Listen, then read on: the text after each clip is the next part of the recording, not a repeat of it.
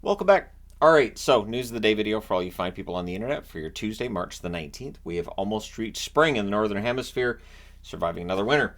So there could be some rule changes coming to the NHL, and I say could be because these are proposed rule changes that have been sent to the competition committee, or will get sent to the competition committee, and then it would go to the board of governors for final approval. Probably they would all get approved. I don't see any reason why anybody would stop that, but it is just at this point in the proposed phase.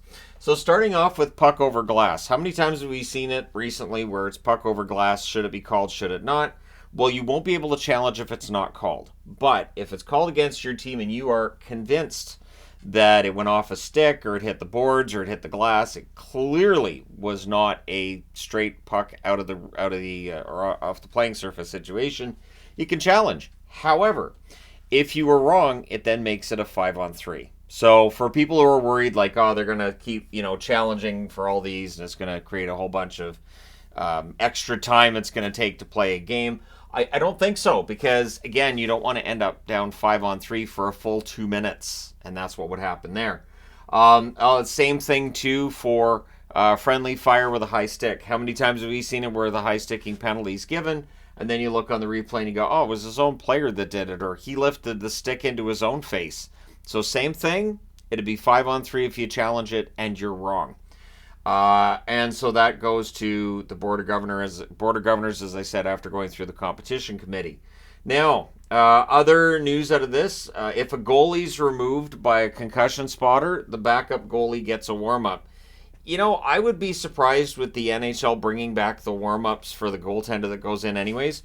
The reason that rule was brought in, Mike Keenan, to get breaks and to get timeouts, would just switch goalies occasionally and sometimes multiple times in a game, and it would just bring the game to a halt. So the NHL brought in the rule, which is basically the Mike Keenan rule of goalies don't get a warm-up when they go in relief. I honestly think you could make it where goalies get a warm-up, and I don't think coaches are going to go back to the Keenan era style of things. Maybe Tortorella, but I doubt it. I sincerely doubt it.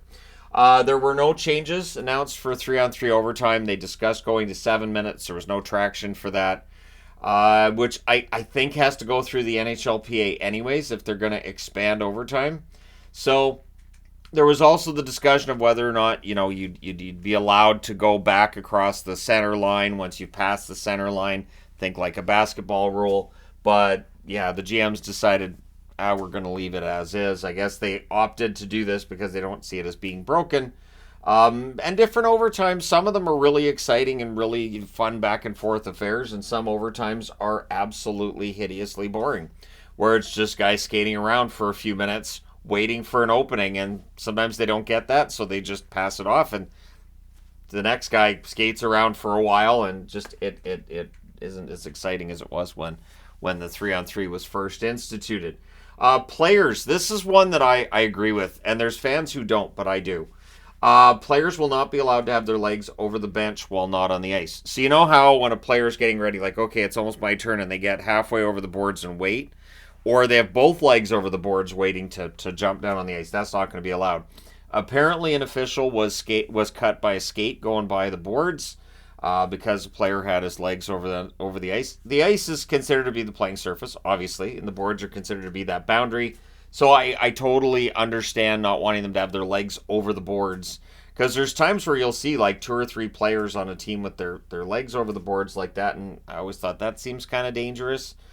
Players, of course, would be used to it. Officials should be used to it, but there's still that danger there because skate blades tend to be pretty sharp. So I actually think that's okay. I feel like hockey now, comparatively speaking with many years back, feels like line changes are so much more sloppy than what they used to be. I don't know if they are or they aren't, but it just feels like it's an absolute mess of guys getting on and off the ice at times. Sometimes it's a fun game for Yvonne and I to go, well, that's too many men, that's too many. It's weird because it feels like it doesn't get called as often as it could. And so, yeah, I think for safety reasons this makes a lot of sense. I know there's fans that don't like it. I've already seen that online, but I do think that makes some sense.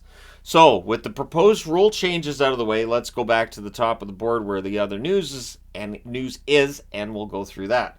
Rick Bowness won't be behind the bench tonight for the Winnipeg Jets. He's having a medical procedure done. He's returned to Winnipeg for that, so hopefully everything's okay with Bowness. It doesn't sound like he's going to be away that long. It doesn't sound like it's anything major, but would they announce that on social media if it was going to be? No, probably not. So at any rate, Bowness won't be behind the bench for the Jets tonight. Hopefully everything ends up being okay for him sooner rather than later. Bowness has been an excellent coach for the Winnipeg Jets. He is a big part of the reason that they're first in the division, and so it'd be nice to see him behind the bench their next game if he's not going to be there tonight. Jeremy Lauzon is week to week for the Nashville Predators with a lower body injury. So this is a test for Nashville. Nashville 14-game point streak going into tonight. And again, they're going to miss Lauzon on the blue line. They are a team that's been relatively healthy lately. No like major injuries, but again, every team does go through that adversity during the season. So Nashville's turn right now with Lauzon, and there's some good depth there on the blue line. In some way, they might be lucky they didn't trade Tyson Barrie, because now Barrie can jump in when guys get hurt. I know he has been, and so yeah, it may end up working out all right for Nashville that they didn't trade him. Tyler Seguin on a line with Duchesne and Marchment at practice today. So he's on a line with Duchesne and Marchment at practice. He could play tomorrow. Seguin is seen as being close. Hakanpää not as close. Not skating yet for Dallas. So yeah, for the Dallas Stars, not playing tonight, playing tomorrow. We'll see if Seguin's back in the lineup. They could use Seguin, absolutely. Should be interesting to see how the lines shake down with Seguin's return to the lineup tomorrow, should that take place. So Sean Couturier. Sean Couturier had a great start to the season. He did. He was a huge part of the reason Philadelphia got off to a hot start to the year. It has been less of a hot run for him lately. I have not been writing his name on the board in reviews very much at all. And so Couturier's play has deteriorated, he admits. He hasn't been playing his best. The problem he's having is John Tortorella just keeps telling me he needs more. He doesn't specify, just says, I need more out of you. And Couturier doesn't know what that means. So the press go to him today because he's a healthy scratch. And basically he answers with, yeah, I know as much as you guys do. I just keep being told I need to give more. I don't know what that means. And he's frustrated with how he's been treated lately. He says he's out there, he knows he's struggling, but he's been doing his best. And he's not sure what the coach wants of him. He's not sure what that means. I want more. So is it more defensive work, more off? Like, to me personally, I think it's more on the defensive side, back checking, that kind of thing is where I would think that Tortorella would be talking about, because you can handle Couturier not necessarily putting up the points like he did, like 5 years ago, but the defensive side of the game is imperative for Couturier to be a really strong part of your lineup. So it definitely looks like Couturier is frustrated right now. The Flyers are frustrated with his play. He's a healthy scratch tonight. We'll see if this goes any further, or if everything's all fine a week from now. But it definitely sounds like things aren't going great, which they shouldn't be. Philadelphia should be a little bit miserable right now because their play on the ice has not been at a level that I think they'd be happy with over the last little while here. So again, teams go through this when they have their struggles. And we'll see if Couturier ends up back in the lineup next game and how he responds to being a healthy scratch tonight against Toronto, a team they allowed 6 goals against the last time they played him. And maybe that's part of where Couturier's game is seen as having deteriorated, is that the defensive aspect of the Philadelphia Flyers game just hasn't been there as well recently as it was earlier in the season. So Anaheim news. McTavish on the ice for the Anaheim Ducks at practice today, or at least for the morning skate. Zegras also on the ice for morning skate. He's in a non-contact jersey. Trevor Zegras has been out for a while. There were a lot of trade rumors about Zegras. I never really reported on him because I felt like trading Zegras right now didn't make any sense. So if you're the Anaheim Ducks, Zegras is seen as like a cornerstone for your future and a really talented player. If you're another team, you're seeing a player in Trevor Zegras who his stats have been down for the last season plus. He's been injured often this year. And so would Trevor Zegras have the kind of market value that the Anaheim Ducks would like? No. Would they get the kind of return they'd like on Zegras? No. So that's why I totally understand why Zegras didn't get moved. I never understood the trade rumors with Zegras at all because it didn't make any sense. Anaheim believes he's going to be a really good player.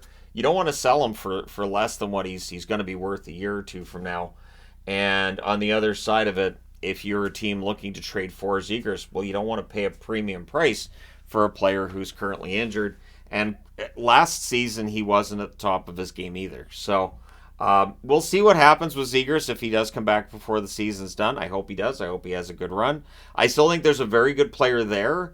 It's just it just hasn't worked out this year again or last year. But let me know your thoughts in the comment section below. As always, don't forget to hit like and subscribe in the event that you haven't done so already.